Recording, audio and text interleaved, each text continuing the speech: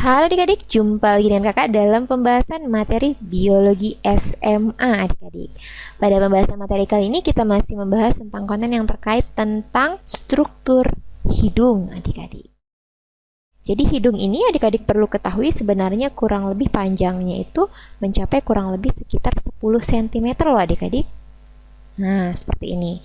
Jadi udara yang akan masuk ke dalam paru-paru pertama kali akan masuk melalui hidung terlebih dahulu ya. Jadi biasanya itu kurang lebih ya 15.000 liter udara setiap hari akan melewati hidung. Jadi di sini ada sekitar 15.000 liter udara per hari adik-adik. Ya, per hari. Inilah yang akan memasuki hidung kita, seperti itu adik-adik. Nah, ternyata struktur hidung kita itu seperti apa sih sehingga dapat dilewati oleh 15.000 liter udara setiap hari ya. Selanjutnya, kok bisa sih panjangnya sampai 10 cm? Apa saja sih susunannya sehingga sampai 10 cm? Oke, mari kita lihat gambar berikut ini. Nah, di sini ada struktur hidung adik-adik ya. Dimana ini kita ketahui ini adalah rongga hidung ya, yang sebelah sini nih. Ini adalah rongga hidung ya. Jadi ini adalah rongga hidung adik-adik nih. Yang ini nih seperti itu. Itulah rongga hidung ya. Seperti itu ya. Jadi ya, hidung ini merupakan alat pernapasan yang terletak di luar dan tersusun atas tulang rawan adik-adik. Coba adik-adik pegang hidung kalian masing-masing. Tulangnya tidak begitu keras kan adik-adik, karena memang hidung kita ini ya, ini terdiri dari tulang rawan adik-adik, seperti itu. Jadi pada bagian ujung dan pangkal hidung itu ditunjang oleh tulang nasalis, seperti itu ya. Jadi adapun kalau rongga hidung di sini ya, kita akan mulai yang pertama ya, itu dari rongga hidung ya. Dimana nanti adik-adik perlu ketahui rongga hidung di sini dibedakan menjadi dua adik-adik ya. Ada bagian jadi dibagi menjadi dua oleh bagian yang disebut septum nasalis adik-adik. Jadi di sini dibagi dulu nih oleh septum nasalis ya, sehingga ya, oleh septum nasalis ini yang di bagian tengah-tengah, sehingga kita bisa ketahui rongga hidung kita itu ada dua ya. Ada yang di bagian kiri ya, ada yang di bagian kanan. Jadi di tengah-tengahnya ini namanya septum nasalis adik-adik, seperti itu. Selanjutnya ya, ternyata ya bagian depan septum itu ditunjang oleh tulang rawan juga, seperti itu. Sedangkan bagian belakang ditunjang oleh tulang vomer dan tonjolan tulang etmoid adik-adik. Nah, itu dari segi rongganya. Selanjutnya jika dilihat dari struktur dalamnya di adik-adik, kita masuk lagi ke dalam. Ternyata itu hidung ini ya, dia itu dibedakan, kakak akan bagi menjadi tiga saja, dimana nanti kita akan melihat dari segi bagian bawahnya ada apa saja sih ya.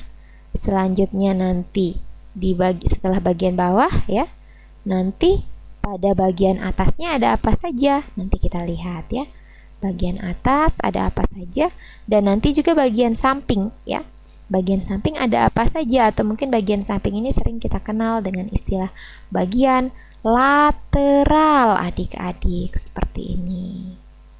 Nah, seperti ini ya. Nah, jadi ternyata adik-adik ya, pada bagian bawah ini adik-adik, dia ini dibatasi oleh tulang palatum dan maksila ya. Jadi nanti bagian atas bagian bawah rongga hidung itu dibatasi oleh tulang palatum dan maksila, di mana bagian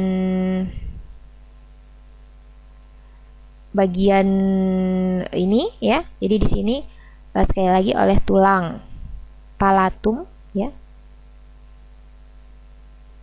dan maksila adik-adik, seperti itu. Jadi di bagian atas ini rongga hidung ini ya, itu ada palatum dan maksila. Selanjutnya pada bagian atasnya adik-adik itu dibatasi oleh tulang etmoid adik-adik. Di sini ada tulang etmoid. Nah, seperti ini.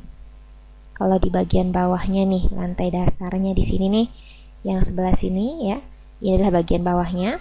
Selanjutnya kalau bagian lateral atau samping adik-adik itu dibatasi oleh tulang maksila ya.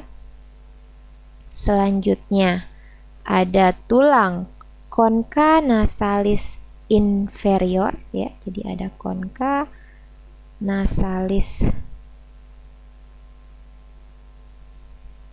inferior